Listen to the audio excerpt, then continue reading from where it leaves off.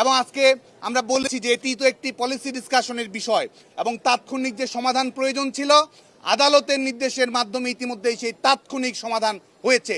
এই মুহূর্তে বাংলাদেশে কোথাও কোনো কোটা নেই। তাহলে তারা কি সরকারি চাকরির পরীক্ষায় অংশগ্রহণ করে উত্তীর্ণ হতে চায়? তারা কি চাকরিজীবী হতে চায় নাকি আন্দোলনজীবী হতে চায়?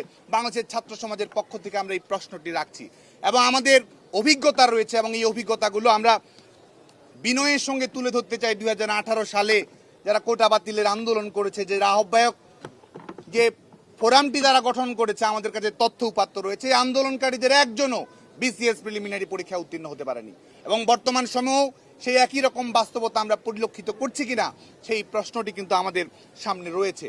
এবং আমরা লক্ষ্য করছি এটি একটি সরকারের জন্য, রাষ্ট্রের জন্য অত্যন্ত গুরুত্বপূর্ণ বিষয় যে আমরা আমাদের প্রতিনিধিত্বমূলক সরকার ব্যবস্থা, সমতার নীতি, বৈষম্য নিরসনের নীতি আমরা প্রয়োগ করব। তারা মুখে বলছে বৈষম্য বিরোধী ছাত্র আন্দোলন, অথচ আমাদের বাংলাদেশে নারীরা যে প্রশাসনিক চাকরিতে 25% রয়েছে, প্রত্যেকটি সরকারি বেসরকারি চাকরিতে আমাদের নারীদের অংশগ্রহণ যে কম রয়েছে, নারীদেরকে সামনের দিকে নিয়ে এসে যে জেন্ডার সমতা প্রতিষ্ঠিত করতে হবে, বৈষম্য নিরসন করতে হবে, সেই বিষয়ে আমাদের ছাত্র বন্ধুদের, আন্দোলনকারী শিক্ষার্থীদের কোনো কথা আমরা দেখতে পাই না।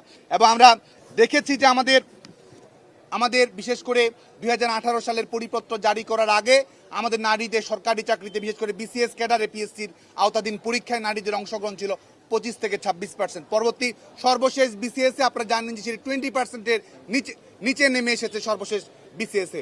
যে কারণে আমরা আহ্বান জানাচ্ছি যে আমাদের জেন্ডার সমতা প্রতিষ্ঠিত করার জন্য, নারীর ক্ষমতায়ন নিশ্চিত করার জন্য আমাদের যে নিয়ম নীতি থাকা প্রয়োজন, সাংবিধানিক সুরক্ষা প্রয়োজন, সেটি তো আমাদেরকে অবশ্যই রাখতে হবে। তাহলে কি তারা বৈষম্য নিরসনের জন্য আন্দোলন করছে নাকি বৈষম্য জারি রাখার জন্য তারা আন্দোলন করছে এবং আমাদের নারীদেরকে সমাজের প্রতিপক্ষ বানাচ্ছে, নারীদেরকে প্রশাসনিক নিয়োগ প্রক্রিয়া থেকে দূরে রাখার লক্ষ্য তারা চরিতার্থ করতে চাচ্ছে, সে বিষয়ে আমাদের গণমাধ্যমের বন্ধুরা অবগত রয়েছেন বলে আমরা জানি। এবং আমাদের বিভিন্ন জাতিসত্তার নৃতাত্ত্বিক জনগোষ্ঠী যারা রয়েছে, আপনারা জানেন যে এই 2018 সালে পরিপত্র জারি করার আগেও খুব বেশি বিভিন্ন আমাদের 50-এর অধিক বিভিন্ন নৃতাত্ত্বিক জাতিসত্তা রয়েছে।